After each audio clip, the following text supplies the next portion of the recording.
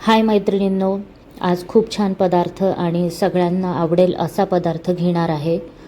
तर पहिले 3 बटाटे घेतलेत मोठे आणि 1 वाटी मटार घेतले फ्रेश.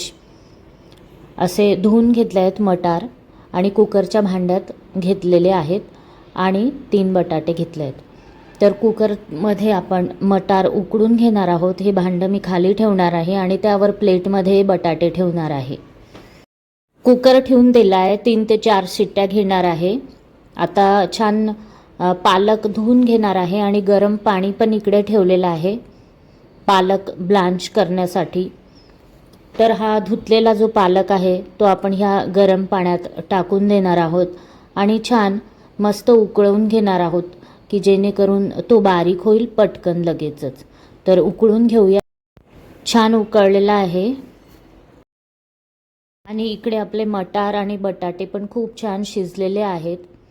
तर आता मटारमधलं पाणी मी काढून घेतलेलं आहे आणि त्याच भांड्यात मटारला मॅश करून घेतलेलं आहे मॅशरने छान बारीक.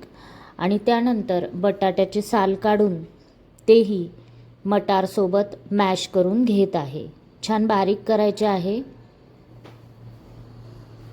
मी ज्या पण रेसिपी देते त्या सगळ्या कमर्शियल असतात, म्हणजे तुम्ही ह्या बनवून विकू पण शकतात इथपर्यंत आहेत माझ्या सर्व रेसिपी. तर तुम्ही जरूर बघा, जरूर करा आणि विकायच्या असेल तर तुम्ही विकू शकता, सेल करू शकतात. इतक्या परफेक्ट असतात, हॉटेल स्टाईल असतात. तर आता आपला पालकही छान शिजलेला आहे. त्याला पूर्ण पाणी काढून एका प्लेटमध्ये आपण त्याला काढून घेऊया. त्याच्यात आपल्याला पाणी नको आहे. ओके. आता इकडे कोथिंबीर, आलं आणि मिरच्या आपण पेस्ट करून घेणार आहोत. तुम्हाला जितकी तिखट हवी त्याप्रमाणे करायची आहे. आणि हे मिश्रणात आपण हे पेस्ट घालून घेणार आहोत. आणि आपला हा जो पालक आहे त्याचीही आपण मिक्सरमध्ये पेस्ट करून घेऊया गार झाल्यावर. आता पालकची ही पेस्ट झाली आहे. खूप सुंदर कलर आलेला आहे पालकाला. आता ही पेस्टही आपण ह्या मिश्रणात घालून घेऊया. खूपच छान आणि चमचमीत पदार्थ बनवत आहोत. तुमच्या मुलांना नक्कीच आवडेल आणि सुट्टीच्या दिवशी मुलांना तुम्ही जरूर हा पदार्थ खाऊ घाला. छान मिक्स झालेलं आहे आणि कलरही सुंदर आलेला आहे. आता आपण चाट मसाला टाकणार आहोत 2 चमचे. छान 2 चमचे भरून टाका, मस्त चटपटीत होतो पदार्थ. आता यात घालत आहोत मीठ चवीनुसार. यात घालणार आहे कॉर्नफ्लॉवर. 2 मोठे चमचे मी आता घातलेले आहेत. परंतु त्याच्यानंतर आपल्याला मिक्स करून बघायचं आहे पीठ. आणि जर ते पातळ वाटलं तर आपल्याला थोडं कॉर्नफ्लॉवर अजून ॲड करायचं आहे. त्याच्यानंतर 2 मोठे चमचे तेल घालायचं आहे. आणि आता मी मिक्स करून घेतल्यानंतर थोडं कॉर्नफ्लॉवर परत ॲड केलं आहे. पुन्हा 2 चमचे ॲड केलेलं आहे. पीठ आपल्याला घट्ट हवं आहे, पातळ नको आहे. याप्रमाणे आता थोडा सोडा घातलेला आहे या पिठात.